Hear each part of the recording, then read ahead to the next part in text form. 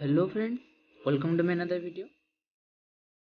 तो आज आम आलोचना करवा +3 फोर्थ सेमिस्टर नवम पेपर रे थिबा प्रसंग रीति।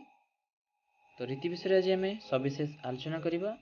रीतिर संज्ञा देवी, स्वरूप देवी, तार प्राच्य मत कौन रही, पाश्चात्य मत कौन रही, तार प्रकार भेद ये सब दबा संगे संगे जो आमर मुख्य 4 गोटी रीति रही वैदर्भी, गौड़ी, पांचाली, लाटी से विषय आम पॉइंट वाइज किसी तथ्य आलोचना करवा। यह बात जो आमर रीति संपर्क दार्शनिक माने तांकर जो सब विषय लिखिं रीति संपर्क जहाँ सब कथा कहते से सब मु मौखिक आकार रे कहबी एवं रीति संपर्क रे किसी लिखित आकार रे मु नोट रे आपन को उपस्थापन करी। तो प्रथम आम देखा रीतिर कौन। ठीक अच्छे, तो विषय स्टार्ट करिया पूर्व मोर छोट रिक्वेस्ट करी, जदि आप आम चैनल को नुआ तेरे सब्सक्राइब कर रखता आम एमएस वीडियो ट्यूटोरियल चैनल को और ऑल नोटिफिकेशन बेल को प्रेस कर दिखाँ, जहाँफल यही सब टॉपिक रो नोट्स हो long question short question video जितेबाला मुझे अपलोड करी आपड़ सर्वप्रथमे पाइपर। और जदि आम टेलीग्राम ग्रुप रे आपन जॉइन होगापी चाहते ताहले तार लिंक मुझे वीडियो डिस्क्रिप्शन में दे देछि, आपन सीधा सड़क जाए जॉइन हो जाते। तेरे देखा रीति। रीति कौन? रीति हूँ वेद रो गोटे उत्स बा आदि उत्स कहले अत्युक्ति हेब ना। वेदर आदि उत्स हूँ रीति। रीतिर व्युत्पत्तिगत अर्थ हूँ मार्ग। ठीक अच्छे, रीति मध्य कवि मानकर गोटे शैली बा एक अभिन्न विशिष्ट शैली को बुझाई थाए। यह बात भाव प्रकाश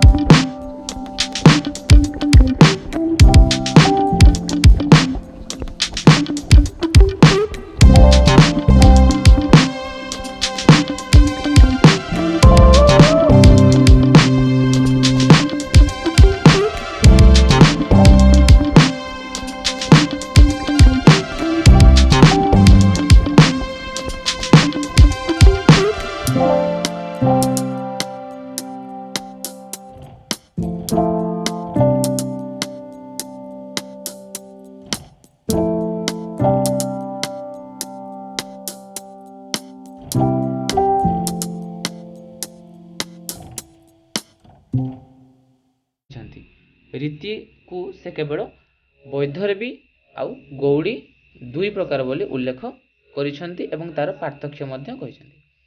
किंतु बामन रीति को ତିନି ଭାଗରେ ବା ତ୍ରିବିଧ ବୋଲି ପ୍ରକାଶ କରୁଛନ୍ତି। କ'ଣ କ'ଣ ବାମନ କରୁଛନ୍ତି ନା ବାମନ କରୁଛନ୍ତି ଗୋଟେ ବୈଦର୍ଭୀ, ଗୋଟେ ଗୌଡୀ ଆଉ ଗୋଟେ ପାଞ୍ଚାଳୀ।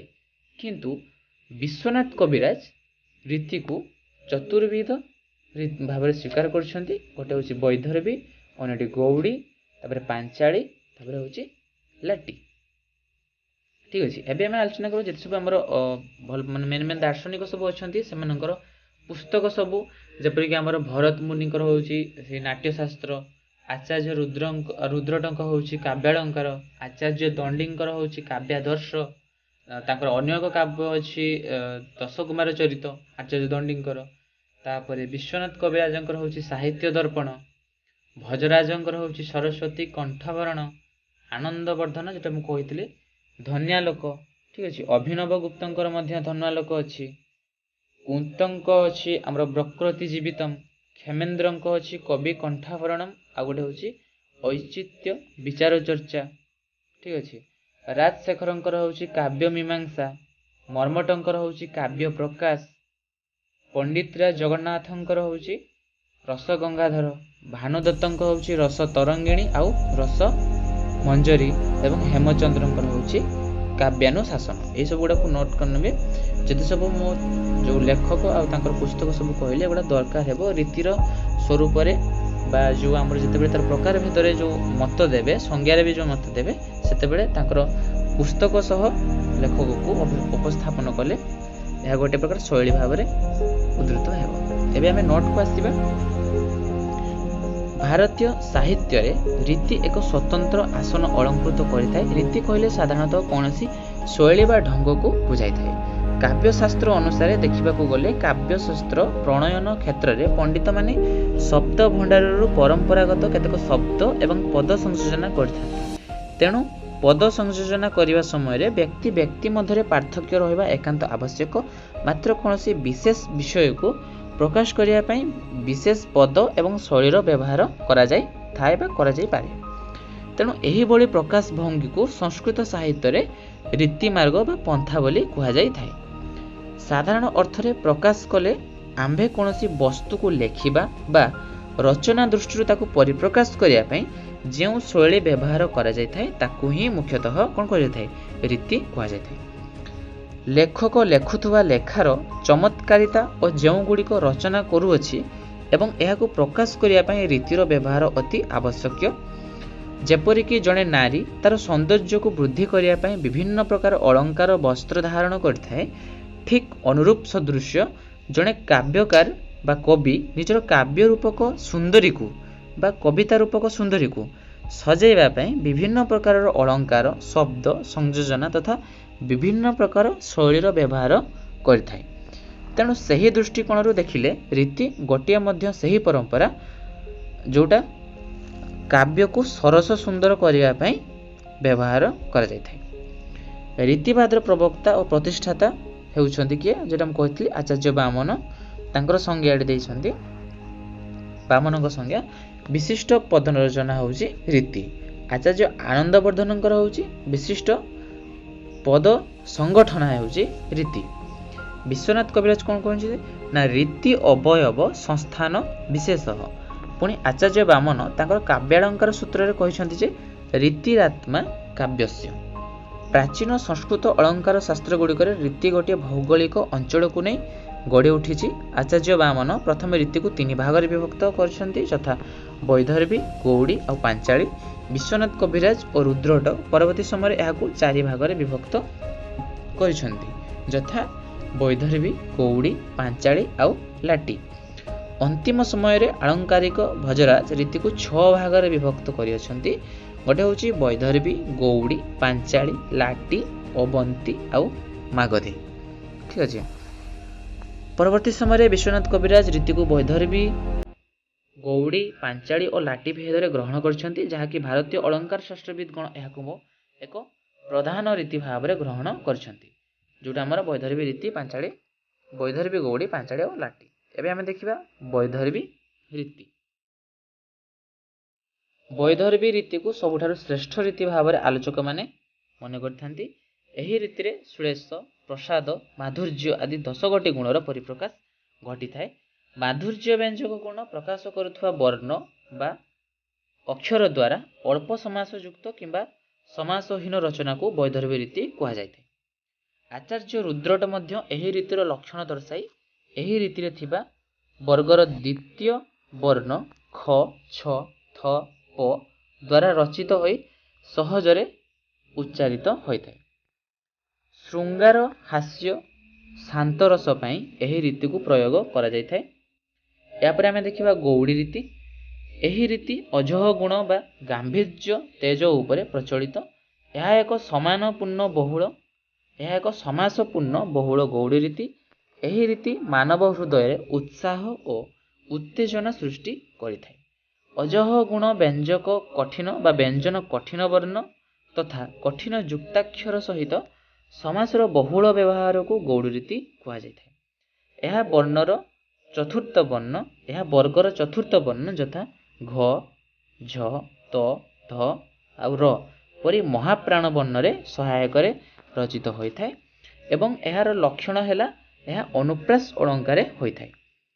यार व्यवहार मुख्यतः वीर विभत्स और रौद्र रस अधिक भाव में प्रकाशित होता है। यहाँ पर पांचाली रीति देखिबा। गौड़ी और बौद्ध जो वैदर्भी रीतिर समन्वय रे पांचाली रीतिर सृष्टि। पांचाली रीति क्लांति माधुर्य सौकुमार्य कोमलता गुण युक्त एवं एथिरे समासयुक्त पद रही है। विश्वनाथ कविराज तांको साहित्य दर्पण रे एहार लक्षण संपर्क रे कहंती वर्णे स्वर्णे पुनर्दय समस्त पंचस्पदे बंदह पंचालिका मतः। वैदर्भी और गौड़ी रीति पाई अभिप्रेत थिबा वर्ण गुड़िक व्यतीत अवशिष्ट 5 बा 6 पद विशिष्ट समास द्वारा संश्लिष्ट रचना को पांचाली रीति कहा जाय। तापर देखिबा हमर शेष रीति लाटी रीति। वैदर्भी और पांचाली रीतिर मध्यवर्ती रीति को लाटी रीति बोली कहा जाय। लाटी रीति संपर्क रे विश्वनाथ कविराज तांकर साहित्य दर्पण रे कहिसंती लाटीतु रीति वैदर्भी पांचाल्यंतरे स्थिता। पांचाली रीति और वैदर्भी रीति समन्वय रे लाटी रीतिर गठन बोली केतेक मत दिथांती बा कहंती। तो एठारे हमर समाप्त होईछि रीति संपर्क रे किछि सम्यक सूचना। आशा करूछि भिडियोटी निश्चित हेल्पफुल हेतिबो। जदि किछि जानिबा को पाई थांती ताले आम चैनल को सब्सक्राइब करंतु, लाइक शेयर और कमेंट करंतु। भिडियोटी केमती लागिला आपनको मतामत दियंतु। शेष पर्यंत भिडियो देखिथिबार आपनको बहुत बहुत धन्यवाद।